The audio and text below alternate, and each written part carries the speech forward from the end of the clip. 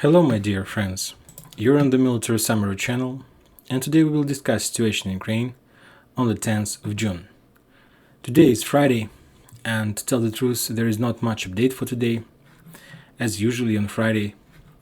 The only one thing I want to know that the Russians managed to establish control over two important towns.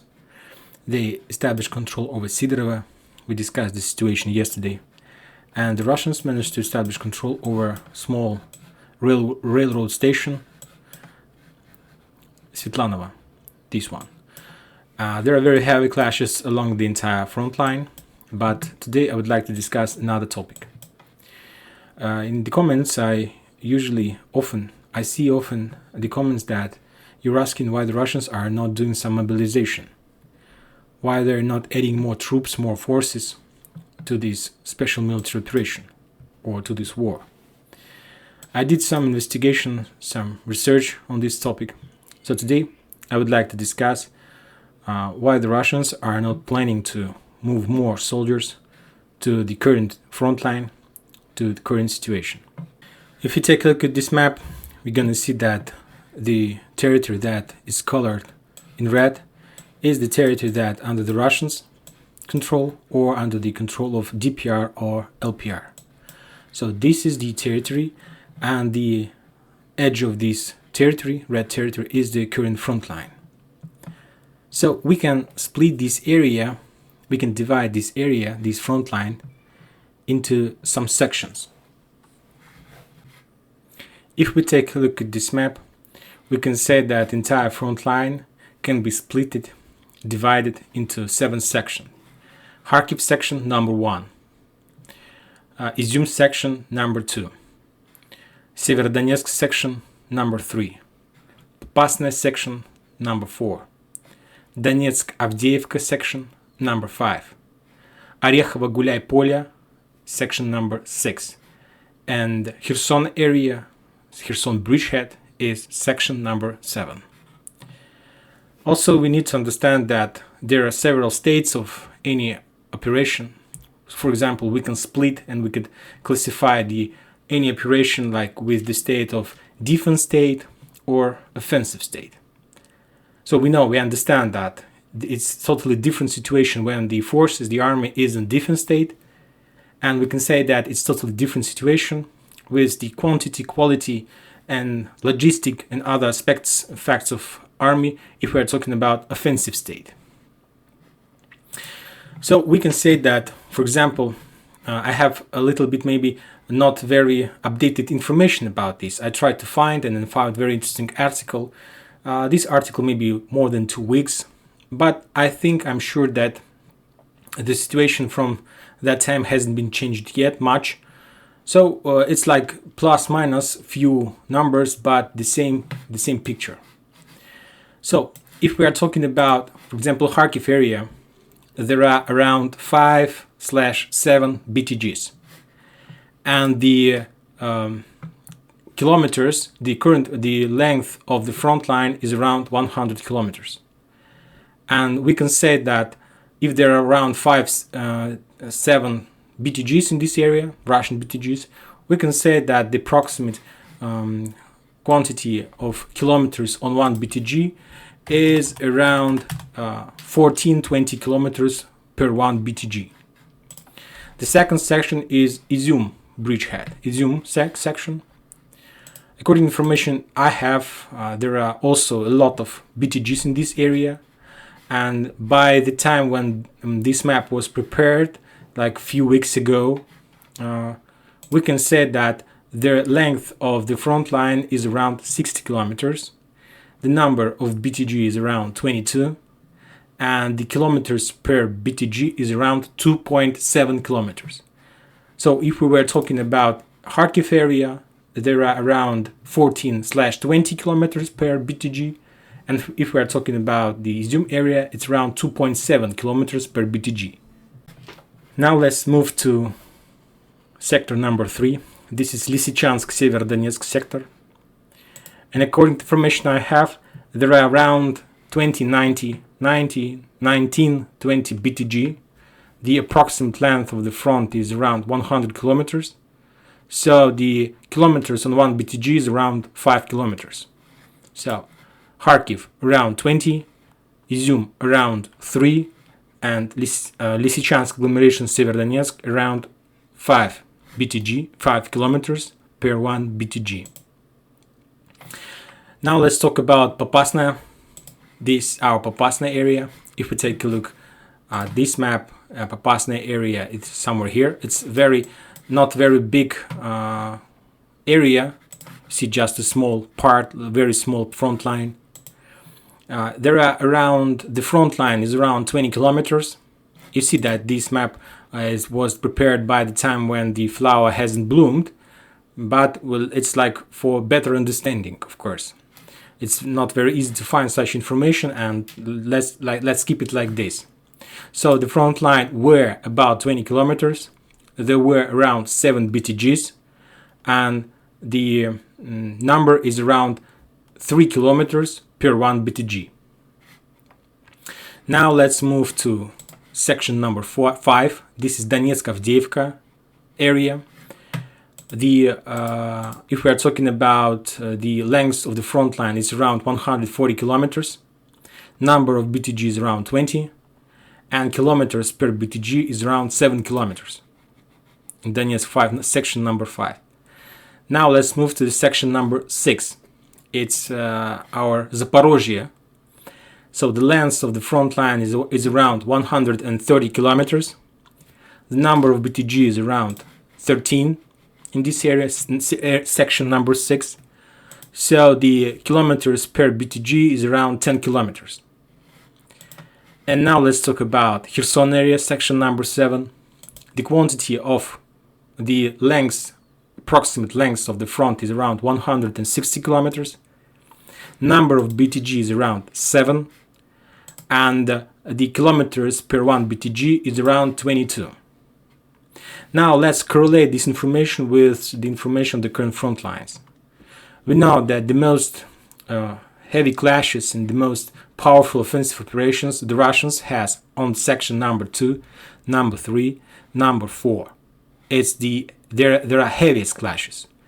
We can say that the middle clashes is on the section number 5. And we know that there is middle position, no fightings, no clashes in section number 6. It's a very big front line, you see. I'm talking about Zaporozhye. And we have 2 positions for the Russians where they have military state as defense. It's Khersonsky district and section number 7, Kherson bridgehead, and section number 1, Kharkiv bridgehead. And according to information I have, it's a little bit old information. I'll repeat myself that maybe the numbers differs from 1 to 2 BTGs, but not much. Maybe 3, not so much, not very big difference. In Kharkiv area there is around 5/7 BTGs, and in Kherson area is around 7 BTGs. Of course, the number of BTGs is not important, because I told you that, for example, section number 5 is Popasna area. There is around 7 BTGs, the same quantity as we have, for example, in Kharkiv area or Kherson area. But the thing is that the length of the front line in Popasna, section number 4, is just around, Popasna area is just around 20 kilometers. So the kilometers per 1 BTG is around 3 kilometers. So we understand and we can divide where the Russians are planning to do their offensive operation or where they're planning to defend themselves according to this number, the kilometers on 1 BTG. For example, if we see that the kilometers on 1 BTG is somewhere between 3 and 5 kilometers, that means that there are a very big concentration of the Russian forces there and that they are planning and they're doing their offensive. And it's about Izum area, Severodonetsk area, Popasna area. For example, section number 2, number 3, number 4, the kilometers per 1 BTG is around 3 kilometers. So there is a very big concentration of forces on 1 kilometer. If we are talking about Kharkiv and Kherson area, in these cases, the kilometers per 1 BTG is around 20 kilometers. So in this case, 1 BTG should control and try to defend 20 kilometers. In Popasna, it's 3 kilometers, and because they're another state, their state is offensive state. So they don't need to protect, they need to do offensive operation. And if we are talking about Kherson and Kharkiv, it's 20 kilometers per 1 BTG. If we are talking about Zaporozhye, section number 6, so there is kilometers per BTG is 10 kilometers. There are 13 BTG, and the territory that they try to control per 1 BTG is 10 kilometers. So we can say that section number 6 and it's like has some middle state. So maybe there is, so it's not very difficult to enforce this group with at least 10 BTGs, and section number 6 might be a very nice position for offensive operation, because the quantity of kilometers per 1 BTG will be reduced till 10 to 5, and you can start your offensive operation. If we are talking about Donetsk, in this case, so the kilometer per BTG is 7 kilometers, and we know that there are very heavy clashes there. They're fighting for Avdiivka. The situation is not so good. We know that the DPR, it's very difficult for them to push Ukrainians from this side. So that's why we see that kilometers per BTG is around 7 kilometers. It's also not an offensive state, not defense state, but it's much closer to middle state when you're not offensing, not in your defense position, but you have enough of troops to do something, or to enforce, for example, Popasna section, or to enforce the Zaporozhye section. So this is the standard. You know that it's when you start war, you don't need to prepare to create bicycle from the very beginning. There are a lot of books, it's real military war science, and the Russians are trying to move according to this military science. And there is a lot of standards. NATO has its own standards, China has its own standards, the Russians have their own standards. And according to the standard, if you want to protect the area, as far as I see, you need to have at least 1 BTG per 20 kilometers if you want to protect and you want to be effective. If we are talking about offensive operation according to the Russian standards, you need to have like 3 till 5 kilometers per 1 BTG, very concentrated, right? So this is the situation about understanding who is planning start offensive operation and who is not planning to do this.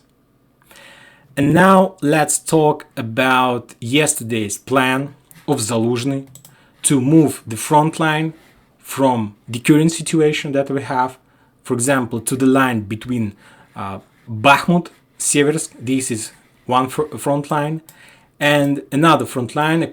It's according to, for example, Zelensky plan. If he allows to retreat, he would allow to retreat towards Seversk, Bakhmut area. This is like his plan. But Zaluzhny asked permission to move forces not to the line of Solidar, Bakhmut, Seversk, but to the line Slaviansk, Kramatorsk, Konstantinovka, and New York or Toretsk, to this line.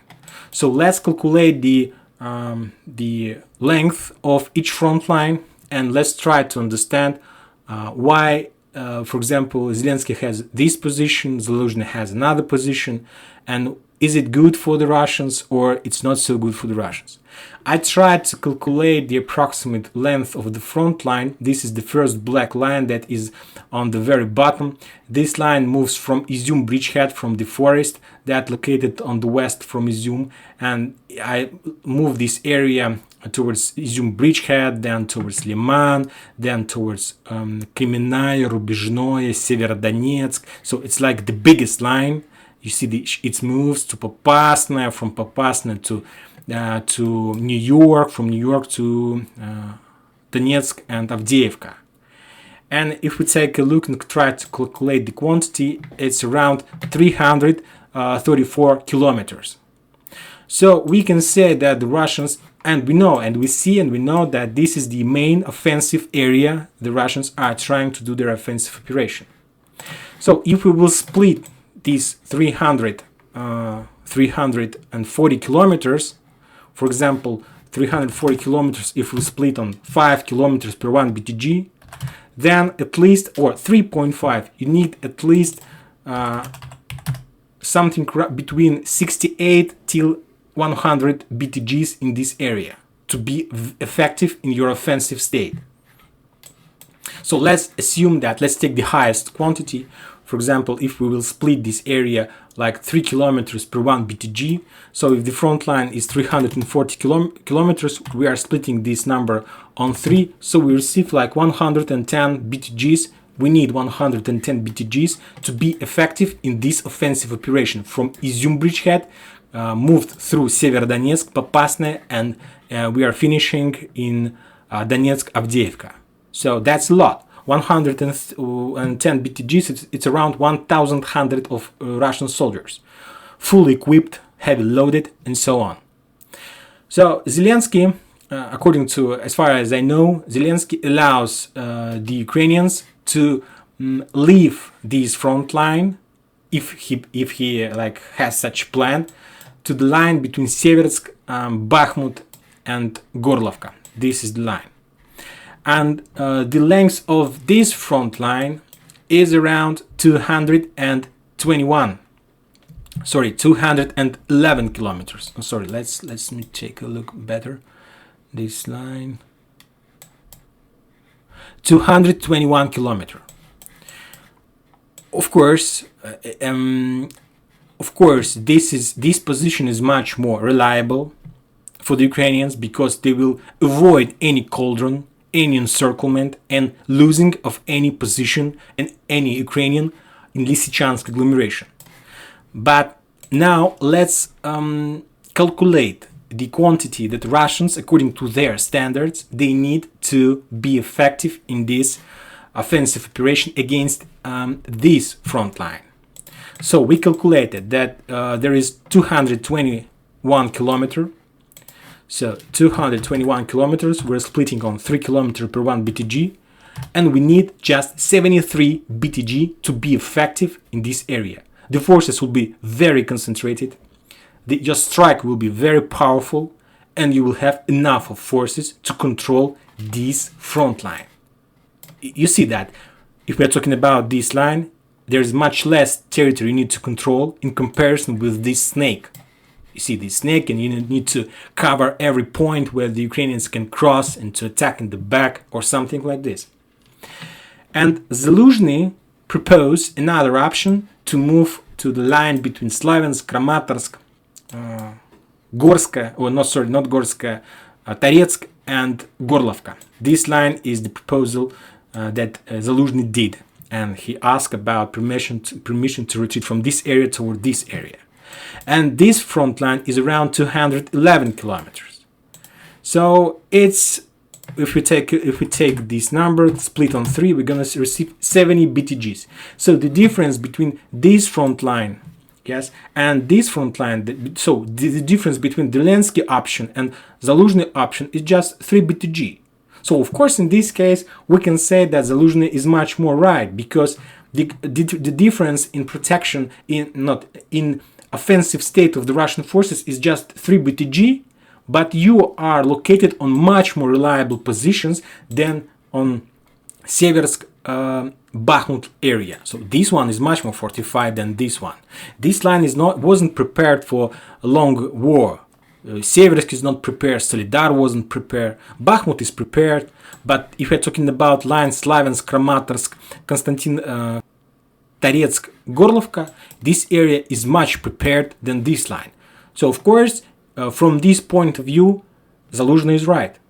He's right, because it's obviously, yes, you're gonna lose much more territories, but you're gonna find yourself on much more reliable positions with the difference just in 3 BTG. And if we're talking about this campaign, 3 BTG is nothing. So we saw a lot of examples in this military campaign when 1 BTG, with that any party can lose 1 BTG in 1 day. So 3 BTGs, we can say it's nothing. So this is the situation.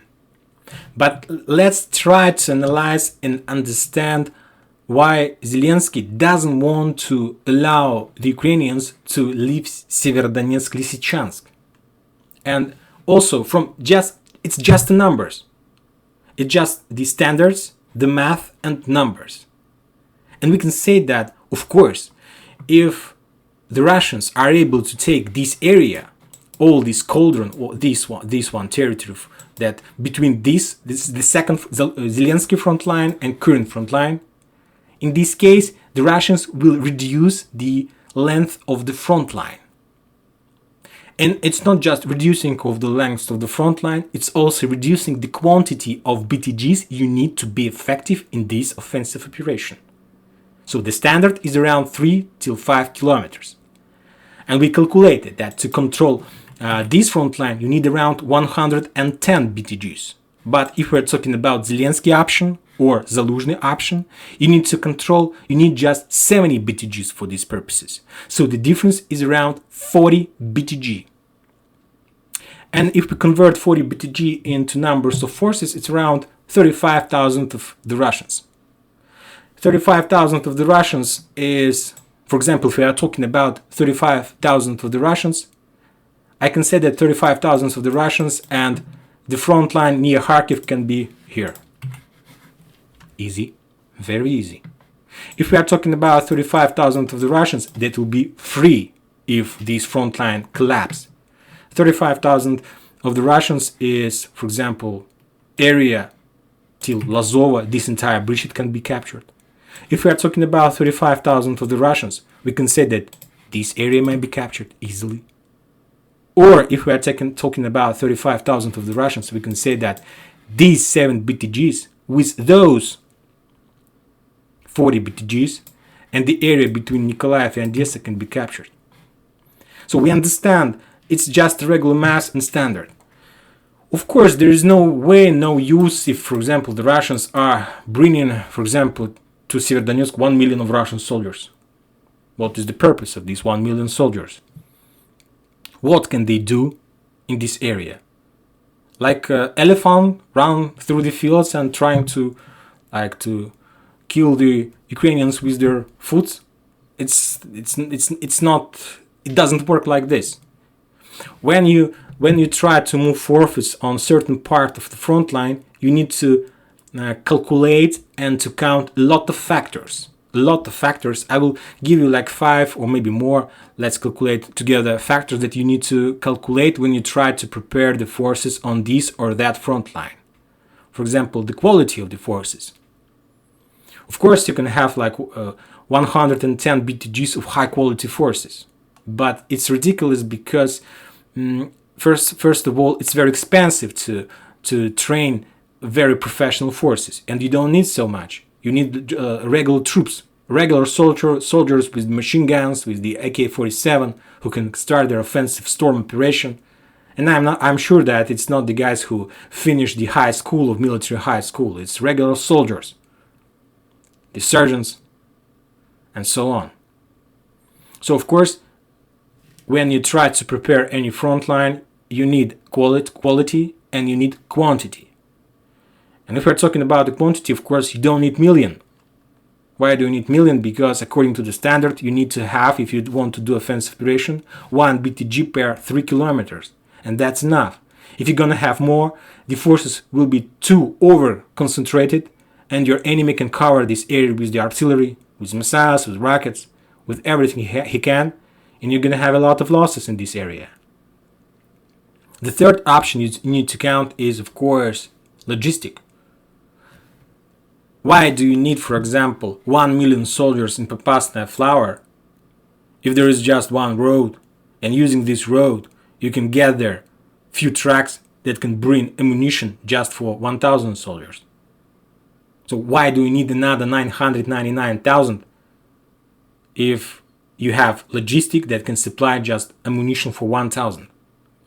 So that's why all these things needed to be calculated, and according to all these 3 factors, you can plan your offensive operation.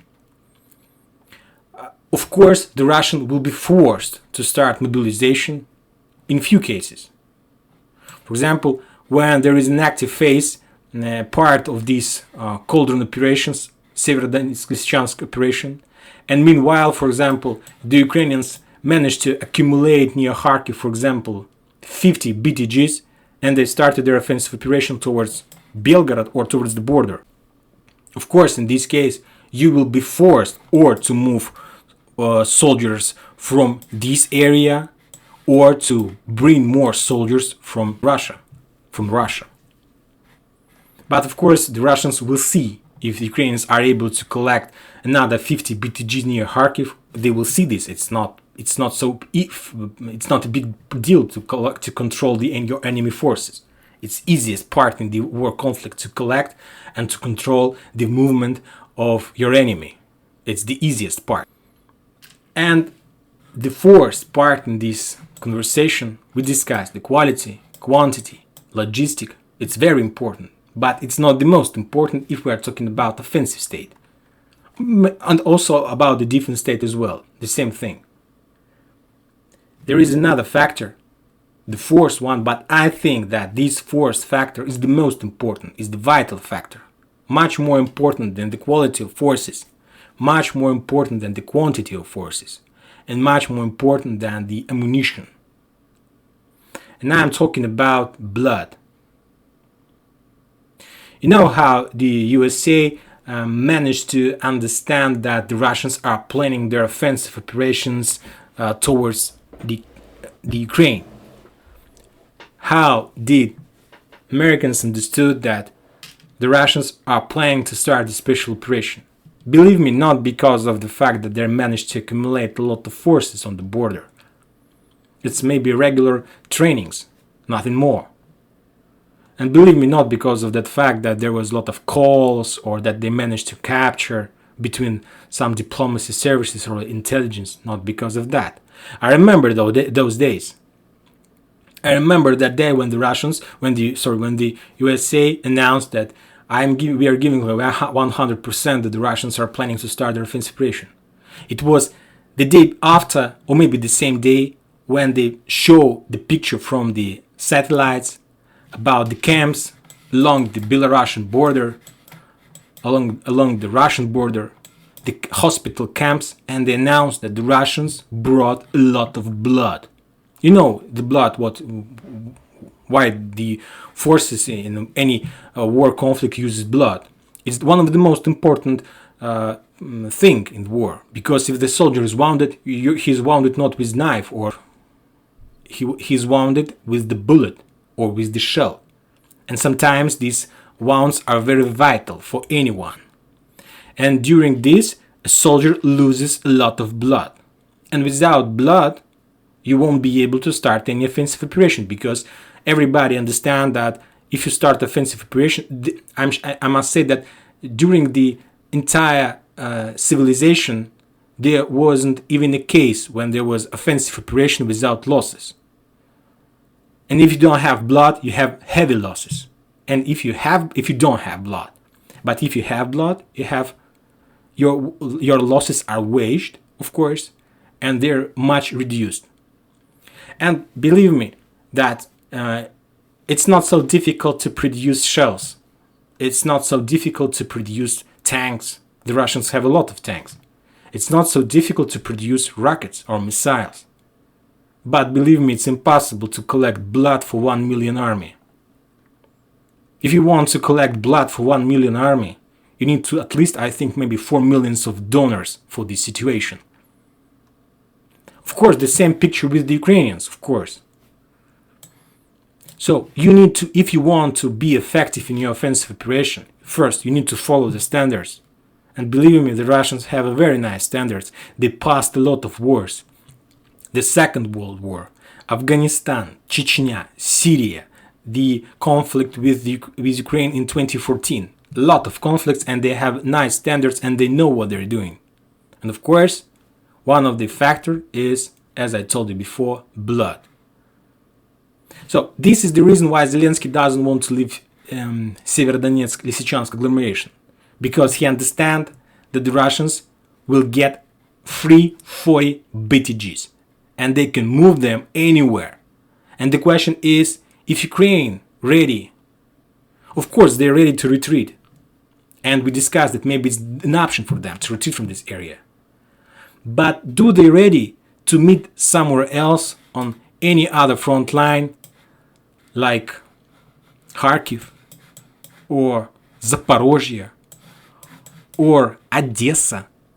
Another 40 BTG, 35,000 of trained, effective soldiers who passed blood and fire and shelling and everything.